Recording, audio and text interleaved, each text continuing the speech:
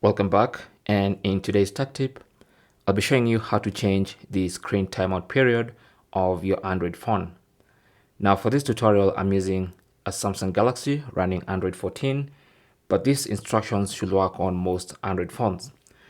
So what you want to do is go into settings, and then on the main settings page, you want to go to your display settings. So tap on display, and then look for screen timeout.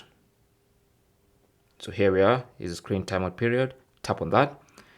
And then here you have options that you can choose for a screen timeout period. I have mine at 5 minutes, obviously because of these tutorials I'm making, but you can set yours to a reasonable 30 minutes, 30 seconds or 1 minute. So after the time you've selected elapses, your screen will go off and eventually it will lock your screen. And that is basically how to change the screen timeout period of your Samsung Galaxy Android 14 phone. Thanks for watching.